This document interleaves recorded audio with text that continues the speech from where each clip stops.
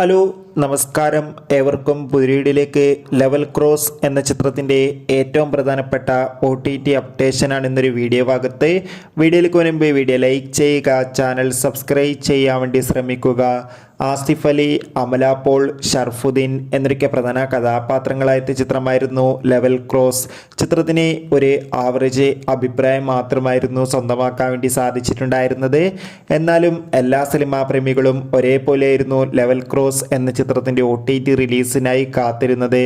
അങ്ങനെ കാത്തിരിപ്പിനൊടുവിൽ ചിത്രത്തിൻ്റെ ഏറ്റവും പ്രധാനപ്പെട്ട OTT അപ്ഡേഷൻ ഇപ്പോൾ പുറത്തുവന്നിരിക്കുകയാണ്.